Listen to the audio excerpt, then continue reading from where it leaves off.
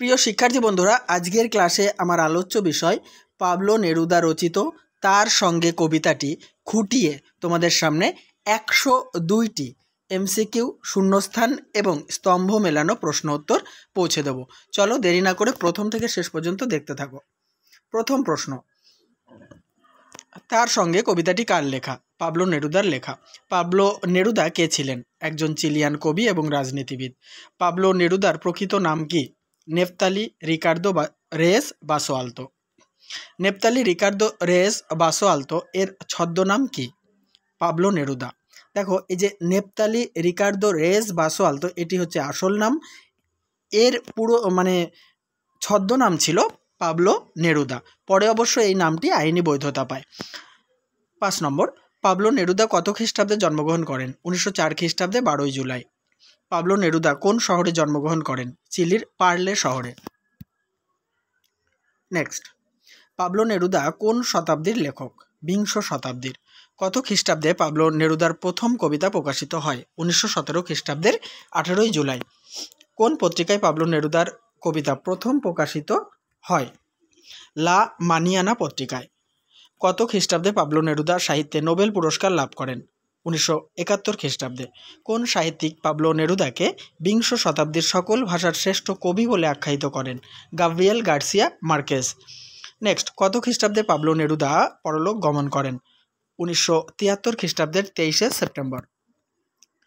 তার সঙ্গে কবিতাটি বাংলায় কে অনুবাদ করেন? কবি শক্তি চট্টোপাধ্যায়। 14, কবি শক্তি চট্টোপাধ্যায় কত খ্রিস্টাব্দে জন্মগ্রহণ করেন? 1933 খ্রিস্টাব্দের 25 নভেম্বর। কবি শক্তি চট্টোপাধ্যায় কত খ্রিস্টাব্দে পরলোক গমন করেন? 1995 খ্রিস্টাব্দের 23 মার্চ। 16, কবিতার শুরুতেই কবি কেমন সময়ের কথা উল্লেখ করেছেন? অসুবিধাজনক সময়ের কথা। সময়টা কেমন? সুবিধের না। আমার জন্য অপেক্ষা করো। কবি কাকে তার জন্য অপেক্ষা করতে বলেছেন? তার সঙ্গীকে। 19 নম্বর, দুজনে মিলে কেমনভাবে দুঃসময় পার করতে চেয়েছেন কবি? সমঝে। সমঝে শব্দের অর্থ কী? ভালোভাবে জেনে বুঝে। 21, কবি তার সঙ্গীর কেমন হাত দুটি তার হাতে রাখতে বলেছেন? ছোট্ট হাত দুটি। 22, কবির সঙ্গী যদি তার হাত দুটি কবির হাতে রাখেন তাহলে কবি কেমনভাবে উঠে দাঁড়াবেন? কষ্টে সৃষ্টে। 23, কবি শত কষ্টের মধ্যেও উঠে দাঁড়িয়ে কি করবেন? ব্যাপারটা বুঝবেন এবং আহ্লাদ করবেন। কবি তার সঙ্গীকে কি করতে বলেছেন? অপেক্ষা করতে বলেছেন। 25 নম্বর প্রশ্ন, আমরা আবার সেরকম এক জুড়ি। কবি এবং তার সঙ্গী কেমন জুড়ি? যারা প্রতিকূলতার মধ্যেও বেঁচে থাকতে জানে। নেক্সট, কবি এবং তার সঙ্গী কোথায় বাসা বানিয়েছিলেন? পাথরে ফাটলে।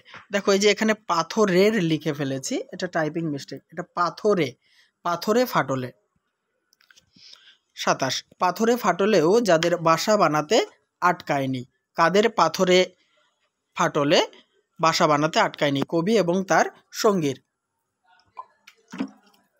নেক্সট প্রশ্ন দেখো, 28 নম্বর, রোশো আমার জন্য দাঁড়াও। রোশো শব্দের অর্থ কী? অপেক্ষা করো বা থামো। কবি তার সঙ্গীর কাকে কি নিতে বলেছেন? ঝুড়ি এবং শাবল। 30, কবি তার সঙ্গীকে দাঁড়াতে বলেছেন কেন? সময়টা মোটেই সুবিধের না, তাই দাঁড়াতে বলেছেন। 31, কবি তার সঙ্গীর কাকে কি কি নিতে বলেছেন? ঝুড়ি এবং শাবল। এটা ডবল হয়ে গেছে। নেক্সট, কাকে শব্দটির অর্থ কী? 3টি অর্থ লিখেছি, কাঁকাল, কুক্ষি, বগল। যেটা অপশনে পাবে তোমরা গোল করবে। কবি তার সঙ্গীকে কি পরতে বলেছেন? জুতো। কি সঙ্গে নিয়ে যেতে বলেছেন? কাপড় চোপড়। যা পারো বলতে কবি কি বুঝিয়েছেন?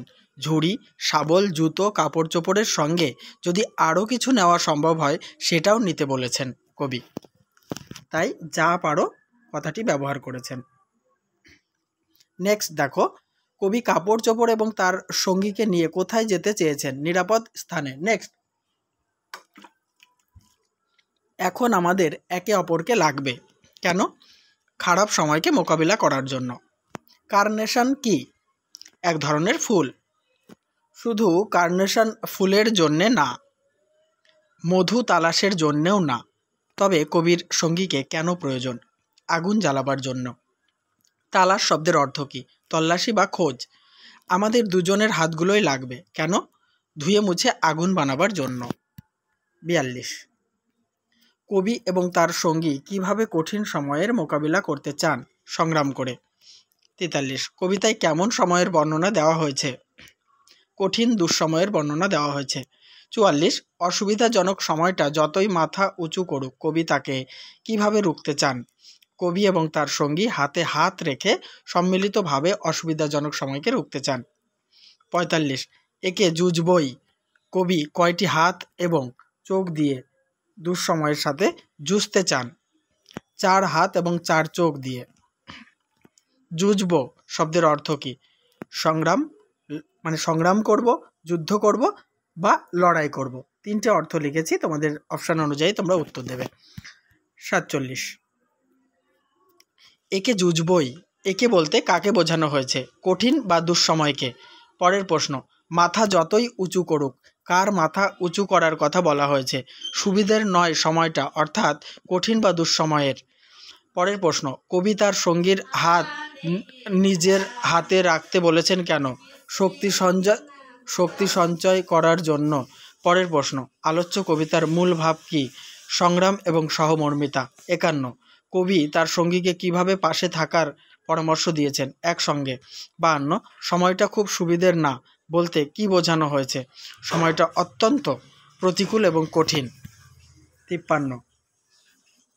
আলোচ্য কবিতাটি কোন বিষয়কে কেন্দ্র করে রচিত? সম্পর্কের বন্ধন। পরের প্রশ্ন, কবিতায় 4 চোখ বলতে কি বোঝানো হয়েছে? কবি এবং তার সঙ্গীর চোখকে বোঝানো হয়েছে। 55।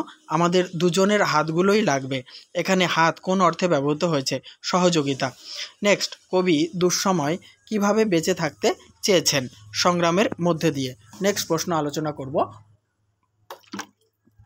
দেখো 57 নম্বর, আমরা আবার সেরকম এক জুড়ি। কবি ও তার সঙ্গীরা কেমন জুড়ি? শক্তিশালী জুড়ি।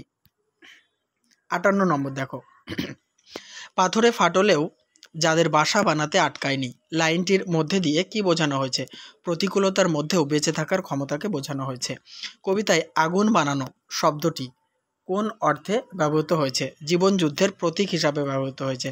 60 নম্বর, কাকে ঝুড়ি নাও, শাবল নাও কথাটির মধ্যে দিয়ে কবি কি বোঝাতে চেয়েছেন? জীবন যুদ্ধে টিকে থাকতে গেলে সংগ্রাম করতে হবে। নেক্সট, সময়টা মাথা যতই উঁচু করুক লাইনটির মধ্যে দিয়ে কবি কি বলতে চেয়েছেন? সময় যতই কঠিন বা খারাপ হোক। 65, দুঃসময়কে মোকাবিলা করার জন্য কবি তার সঙ্গীর কাছ থেকে কি প্রত্যাশা করেছেন? একতা ও সহযোগিতা।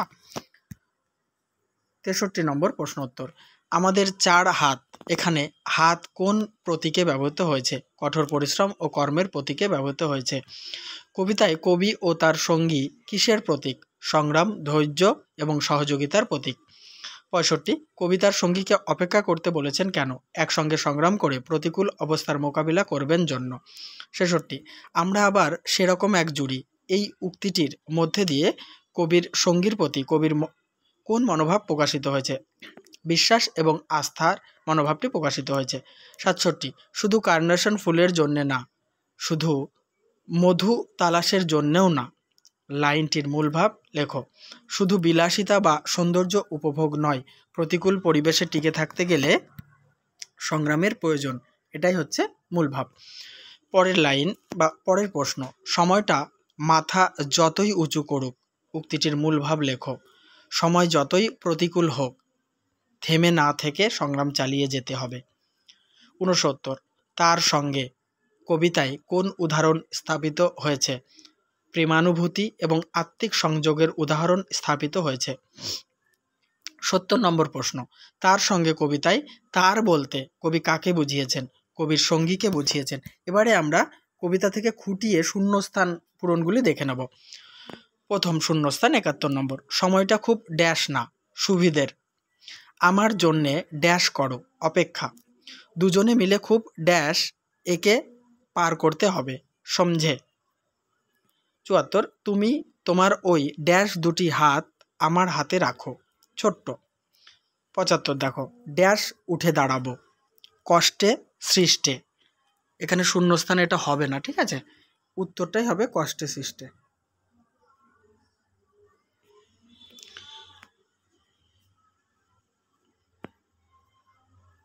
তারপরে যে কষ্টে সৃষ্টেও উঠে দাঁড়াবো, পরের শূন্যস্থান আর কি, এটা একটু এলোমেলো হয়ে গেছে, যাই হোক তোমরা বই থেকে দেখে নেবে। ৭৬ ব্যাপারটা বুঝবো ড্যাশ করব, আহ্লাদ, বানানটা মিস্টেক হয়ে গেছে, আ হয় ল একার দ, আহ্লাদ। ৭৭ দেখো আমরা আবার সেরকম এক ড্যাশ জুড়ি। ৭৮ যারা স্থানে অস্থানে ড্যাশ এসেছে, বেচে বত্তে। পাথরে ফাটলেও যাদের ড্যাশ বানাতে আটকায়নি, বাঁশা। ৮০ সময়টা ড্যাশ সুবিধের না, মোটেই। ৮১ ড্যাশ আমার জন্যে দাঁড়াও, রোশো। কাকে ড্যাশ নাও, ড্যাশ নাও, ঝুড়ি শাবল, দুই শূন্যস্থানে দুটো বসবে। ৭৪ ড্যাশ পড়ো, জুতো। চলে এসো ৮৪ নম্বর প্রশ্ন উত্তরে। ড্যাশ সঙ্গে নিয়ে যাও, যা পারো, কাপড় চোপড়। ৮৫ এখন আমাদের একে ড্যাশ লাগবে, অপরকে। শুধু ড্যাশ ফুলের জন্যে না, কার্নেশন। ড্যাশ তালাশের জন্যেও না, মধু। ৮৮ আমাদের দুজনের ড্যাশ লাগবে, হাতগুলোই। ৮৯ ধুয়ে মুছে ড্যাশ বানাবার জন্যে, আগুন। ৯০ এই যে ড্যাশ নয়, সময়টার মাথা যতই উঁচু করুক। আমরা আমাদের ৪ হাত ৪ চোখে একে ড্যাশ, প্রথম শূন্যস্থানে বসবে সুবিধের, পরের শূন্যস্থানে বসবে জুজবই। ৯১ নম্বর প্রশ্ন দেখো, আবার প্রশ্নোত্তর। তার সঙ্গে কত লাইন বিশিষ্ট কবিতা? ১৮ লাইন। তার সঙ্গে কবিতায় কয়টি স্তবক রয়েছে? ৫টি। তার সঙ্গে কবিতাটির প্রথম স্তবকে কয়টি লাইন রয়েছে? ৫টি। ৯৪ তার সঙ্গে কবিতাটির শেষ স্তবকে কয়টি লাইন রয়েছে? ২টি। ৯৫ কবিতায় সময়টা কি করছে? মাথা উঁচু করছে। ৯৬ যারা স্থানে অস্থানে বেচে বত্তে এসেছে, এখানে স্থানে অস্থানে বলতে কি বোঝানো হয়েছে? যে কোনো প্রতিকূল পরিবেশে। ৯৭ নম্বর প্রশ্ন দেখো, কবিতায় কবির সঙ্গীর হাত দুটি কেমন? ছোট্ট। নেক্সট, ছোট্ট হাত দুটি কার হাতে রাখার কথা বলা হয়েছে? কবির হাতে। ৯৯ দুজনে মিলে কিভাবে দুঃসময় পার করবেন? সমঝে। ১০০ নম্বর, কবি ও তার সঙ্গী কোথায় কোথায় বেচে বত্তে এসেছেন? স্থানে অস্থানে।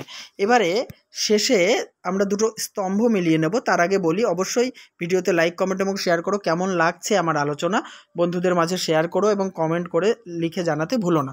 দেখো ১০১ নম্বর স্তম্ভ, স্তম্ভ ক, স্তম্ভ খ। ক নম্বরে রয়েছে তার সঙ্গে, তারপরে রয়েছে শক্তি চট্টোপাধ্যায়, তারপরে পাবলো নেরুদা, তারপরে সুবিধের না। আমরা এবারে চলো মিলিয়ে নিই।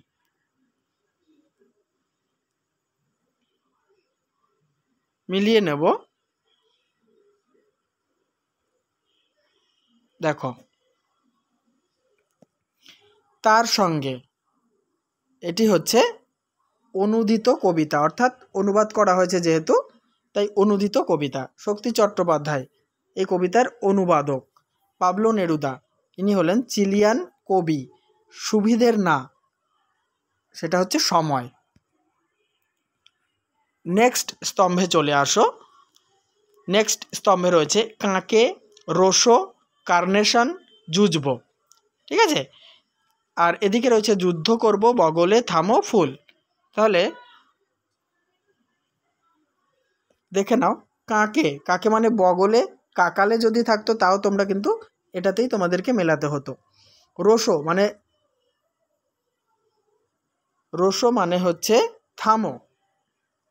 কার্নেশন, কার্নেশন হচ্ছে ফুল। জুজবো, জুজবো মানে হচ্ছে যুদ্ধ করব। ঠিক আছে, তাহলে এই আলোচনার সঙ্গে সঙ্গে আমার প্রশ্নোত্তরের ক্লাসটি সমাপ্ত হলো। অবশ্যই কমেন্ট বক্সে লিখে জানিও, আর আমার চ্যানেলটিকে সাবস্ক্রাইব করে অল করে রাখো, আর প্লেলিস্ট ফলো করতে থাকো।